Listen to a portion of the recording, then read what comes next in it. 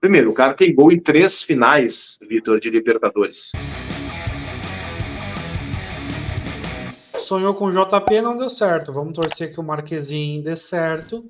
Mas já que tu fez uma adivinhação sem querer referente ao Diego Costa, tu conseguiria me dizer alguns nomes que tu acha que tem tudo a ver com o Grêmio e quem sabe daqui a uns 2, 3 anos possam vir para cá, que tu assim, pô, esse cara tem tudo a ver com o Grêmio, pô, joga muito.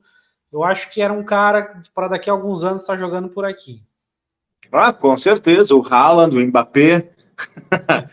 Pode ser esses dois, não? Dos possíveis. Não pode ser o Haaland nem o Mbappé. Pode, você Cara, também. é difícil. Eu tenho uma coisa assim, ó, eu vou entrar numa seara que eu vou incomodar alguns, mas não tem problema. Durante muito tempo, eu fui taxado como um crítico do Renato, tá? E também, durante muito tempo, eu acreditei nesse rótulo, abracei esse rótulo. Sim, sou crítico do Renato mesmo. Até que um momento eu parei e pensei o seguinte, vem cá, ser analítico não é a essência da minha profissão de comentarista? Então, olha só, eu sou crítico ao Renato do mesmo jeito que eu sou crítico ao Dorival Júnior, ao Mano Menezes, ao Tite, ao Thiago Nunes, a qualquer técnico, porque a minha profissão é isso, analisar o futebol, elogiar quando tem que elogiar e criticar quando tem que criticar, tá? Só que para alguns gremistas, que eu chamo de renazetes, que são aqueles que colocam o Renato acima do Grêmio, que confundem um pouco as coisas, o Renato é o maior ídolo da história do Grêmio, tá? Mas ele é menor do que o Grêmio. Só que para algumas pessoas amam mais o Renato do que o Grêmio. Por que eu estou fazendo esse preâmbulo aqui? Para dizer o seguinte, o Renato fez muita coisa ruim e muita coisa boa como técnico do Grêmio, tá? Uma das coisas muito boas que o Renato fez, e que para mim foi uma premissa do Grêmio, que voltou a ser campeão na Copa do Brasil e a Libertadores em 16, 17. Mas o time quem montou foi o Roger. Claro que o Roger tem os seus méritos, mas o Renato também tem os seus méritos, é óbvio. Ele deu sequência ao que dava certo, consertou o que dava errado, e foi um super Grêmio. Todo mundo foi muito feliz com aquele Grêmio de 16, 17.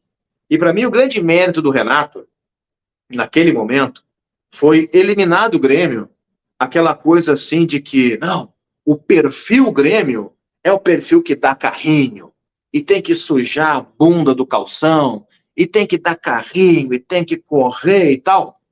O perfil Grêmio, gente, não é isso.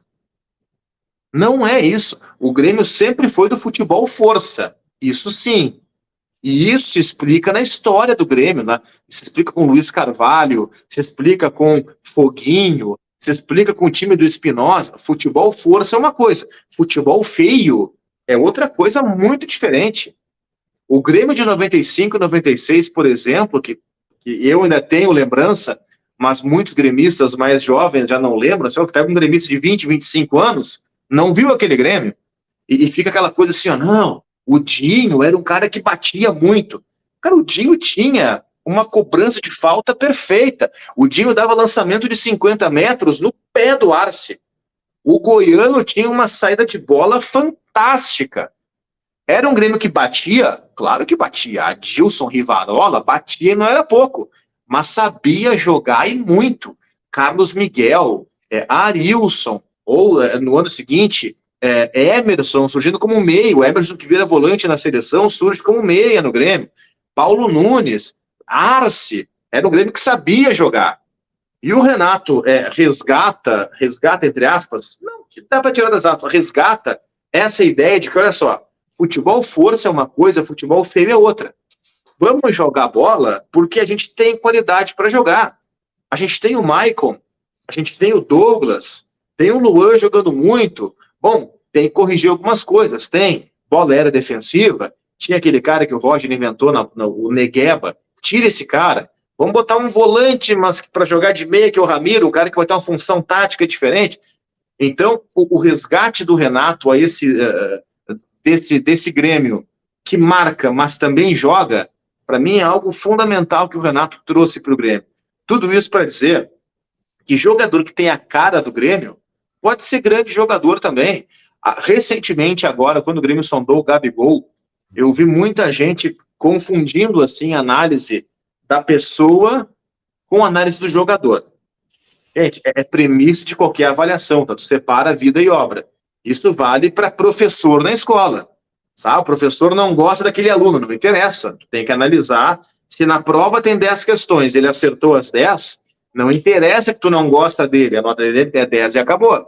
Entendeu? E ela, não, mas o Gabigol é chato, e teve aquele episódio que ele foi pego lá no bingo e na pandemia.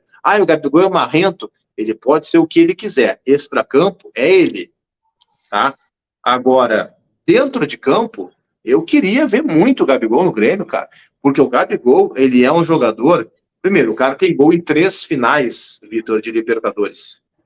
Gol em 3 finais, 2 delas ele botou a faixa no peito, entendeu? Ele é decisivo, ele faz gol em clássico. Não vive boa fase agora, acabou inclusive de perder um pênalti no Flamengo e Vasco.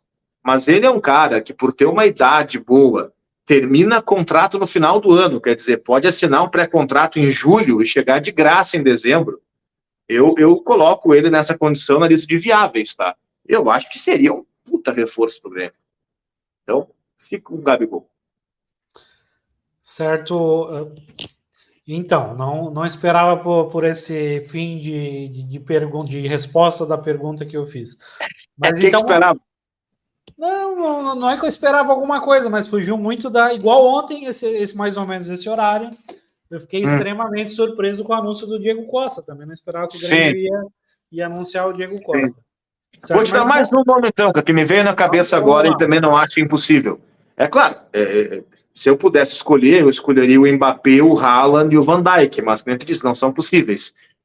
Tem um zagueiro que eu sempre quis ver no Grêmio, e ele não tá tão velho, acho que ele tem mais uns 2 anos de alto nível ainda, que é o Coates, zagueiro uruguaio que joga no Sporting de Portugal. E o Grêmio tentou contratar o Coates lá no começo de carreira dele, não conseguiu.